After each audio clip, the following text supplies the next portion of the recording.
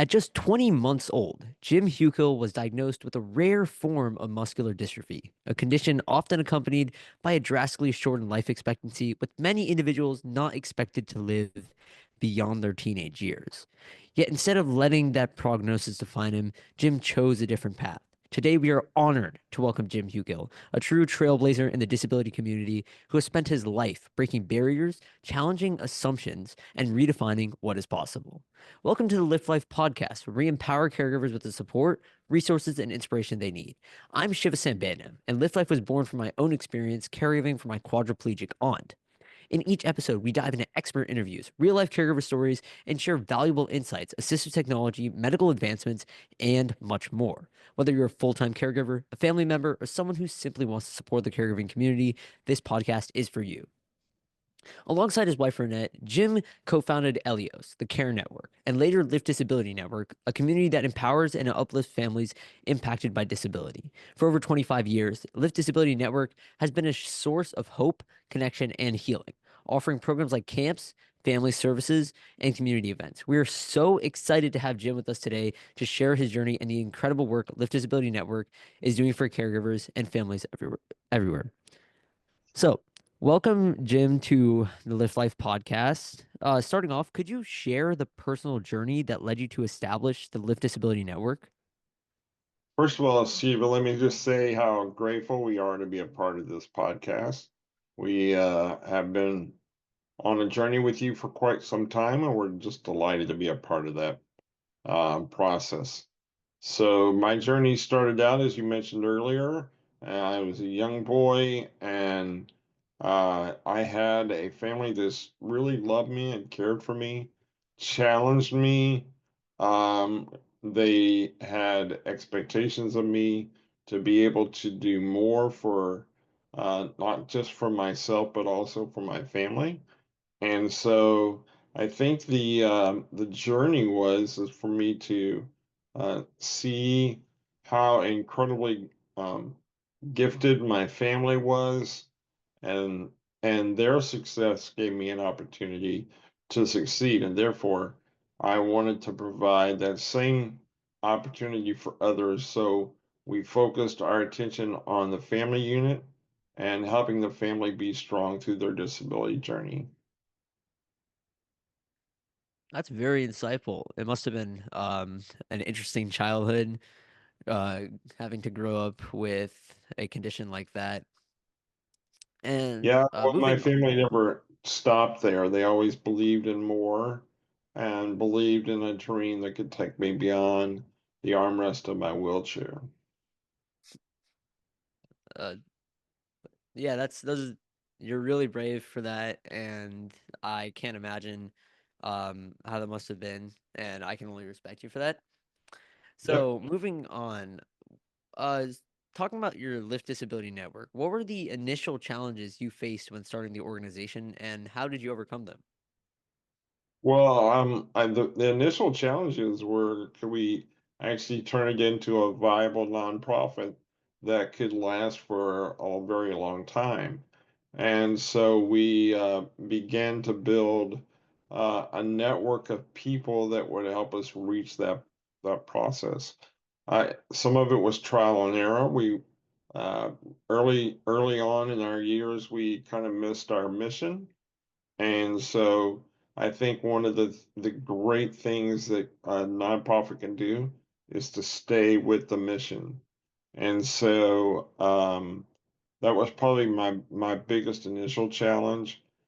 I think that the way we overcome those things, though, is through something that's really valuable to our organization, and that is our friendships. When we build relationships like you and I we have an opportunity to see great things come about. You, I think the biggest key is you can't do it by yourself. You got to bring people along with you. Those are some wise words, and yeah, it has been a very long journey for the both of us. So Yes. moving on to specific programs and services, can you tell us about the range of programs Lift Disability Network offers to individuals with disabilities and their families? Yeah, so our programs basically fit into one of four categories. We do work and services for families through our events that we do every year. We have several large events that are focused on just creating fun for families. When you are living with a disability, one of the hardest things to do is just to have enjoyment in your family. So we create large events. We do things like in the fall, we have a monster mash where we have people dress up and attend a big dance. We do things like a lake day where we get together on Labor Day weekend and just enjoy the water and enjoy time out in the sun with each other and lots of good food. So the two components to a great event are fun and food. And so we try to establish those if we can.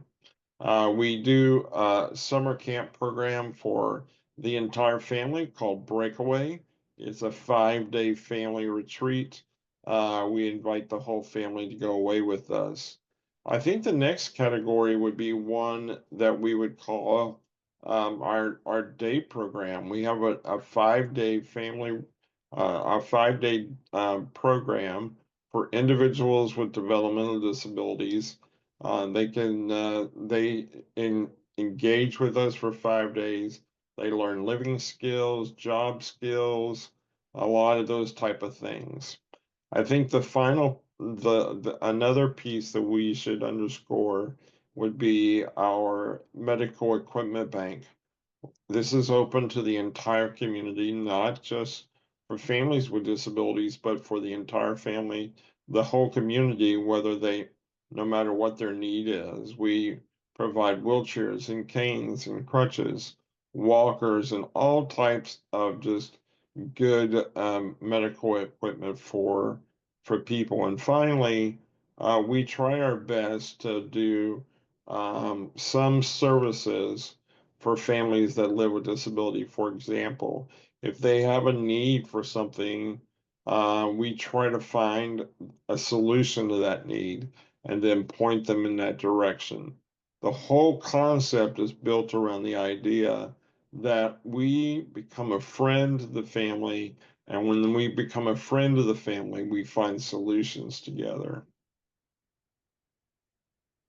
It sounds like these events and programs have been going on for a long, long time. So, really reflecting over the past 25 years of doing this, what are some significant milestones or success stories that stand out to you? Hmm. I need to think about that a minute. Obviously, reaching 25 years is quite a milestone or success in and of itself. We've been able to achieve quite a bit of things. I think in 6 years ago, thereabouts, we were able to get into our own office space out in the community away from my home, which is where we conducted a lot of business. I think that having that community environment was a major success for us. Um, I think one of the big turning points for us was when we hit COVID and we weren't allowed to do any face to face. It created a team of really creative thinkers to come about and help us to create things that were digitally possible to touch people. And so we did that throughout 2020. Some of those programs continue to this day. For example, we do a Bible study that is every Monday night, and it is mostly um, through the digital forums. Okay.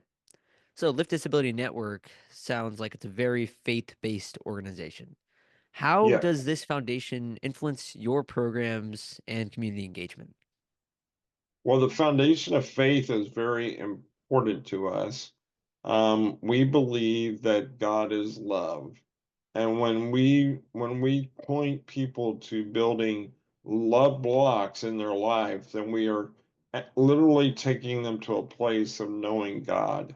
And having God as the foundation of your life creates the source for the love that we want to see happen within the family unit. And so we approach everything we do through that lens, whether it's our fundraising, our community partnerships, our programs and influence. We believe that love lifts all of us, and if we can focus on that, then we will see light be lifted up. Going back to some of the programs you mentioned before, specifically the breakaway program, a few questions. How often do you do this program? How long is it? And how do people sign up for it? So Breakaway in particular is a 5-day retreat. It's once a year. Um, we are it's the first full week of July. And people in whoever's interested can sign up through our website at liftdisability.net and just look up the program called Breakaway, and people can engage that way. Also, can you talk? We're also going to have just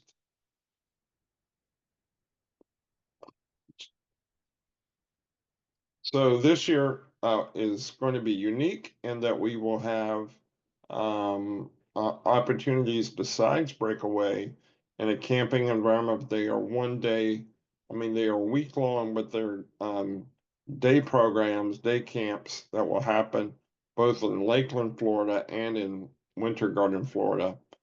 These programs will be through our Elevate program, and each of our programs can be accessed through our website. I encourage people to look up our Facebook page, Lift Disability Network, and you can find a lot of opportunities there to engage with us. All right, thank you. So, moving on to specifically caregiver support. What resources or support systems does Lift Disability Network provide specifically for the caregivers? So a lot of our work with caregivers is from an emotional standpoint. We work with them to encourage them to to support them in a sense that they're not in a long-term care situation by themselves. We have people that are there. One of the biggest ways that we support family caregivers is through a network of other caregivers, and they provide encouragement and support. And in some cases, we provide volunteers to meet their needs. Um, and hopefully that is an area that we will continue to see grow. Um, people with family caregivers are under a lot of pressure, and they have a lot of things that they have to deal with, and fatigue and is one of those things that just really isolates them from other caregivers. So the hope is that we can break down the walls of isolation and get people together so that they can enjoy relationships that will strengthen them. Thank you for that. So, can you share any feedback or testimonials from caregivers who have actually benefited from your programs? Well, we've heard from several of our families. Of course, we reach close to 1,000 of them a year. So one of the ones that sticks out to me the most is that a mom said about our program that it's not a program, it's a family. And we believe in that strongly with our group. We have seen just recently a young lady that was was at home for like over 8 years, was not able to get out on her own, and we provided the day program, and she took a leap of faith and joined our program, and her mom wrote us an incredible note that talked about how that this was her first time of being out and about with friends and enjoying relationships in 8 years. She had not been out of her home for that length of time. And so we were happy to provide that. And today she is building relationships and friendships that will be a part of her life for a very long time. Thank you for that. So I know we've talked about the past 25 years, but about the future. Looking ahead, what are your goals for the next decade of the Disability Network? Well, it's a very interesting that you asked that question. We are in the process of developing what the next few years of our organization looks like. I'm getting to be at an age where I have to think about um, new leadership, and moving from a founder's kind of role to opening up an opportunity for someone else to fill the shoes of executive director. So we will be going through that transition over the next few years, because we want the organization to last. We want it to work, and the only way it works is if the founder, which is myself, will allow other people to take leadership. It's vital that we do that. I think we are also looking at things like a permanent home where we're gonna, uh, right now we're in a very limited office environment, and we need to build a place that we can really provide um, a place for people to go to engage with us and to learn more and to be involved with our environment. So that's those are two really big things. I do have a passion for adaptive sports and athletics, so I'm hoping that something will happen in that arena as well. Thank you for that. It must be rewarding to see your company, your nonprofit move on to the next person and seeing it continue to Yeah, thrive. it It's certainly is. it's gotta be a good feeling.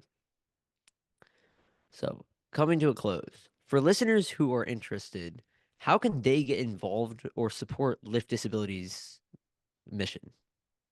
Thanks. Well, first of all, I think that we'd love to connect with people. Let's point them back to the Facebook page again, Lift Disability Network, and we have ways to engage with them there.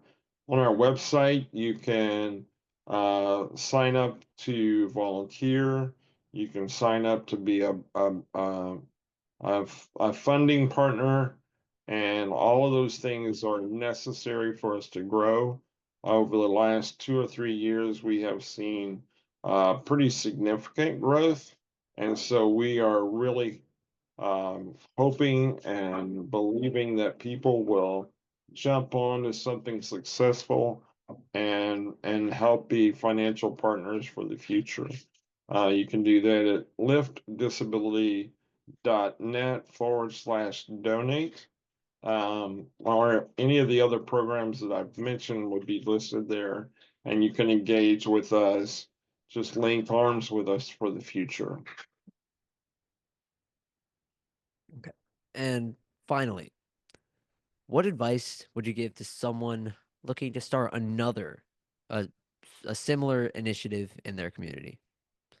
Well, that's a big question. I have several nonprofits that I am working with even at this moment to encourage them and see them grow. The number one thing I think is that you can't, as I mentioned earlier, you can't do it by yourself. you have to find partners that believe in your vision. And once you do, then they'll be able to move things toward the future. So obviously, there's a lot of just basic corporate things that you have to do when you do your filings and stuff like that. But the all of that is really second priority to just figuring out what is the need and how are you going to try to meet that need.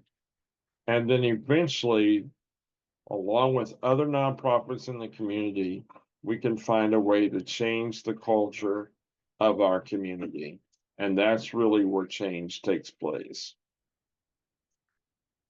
Thank you so much for being a part of the Lift Life podcast today. It means a lot to me because I've known you for so long to have you on my podcast. So thank you. It's my pleasure.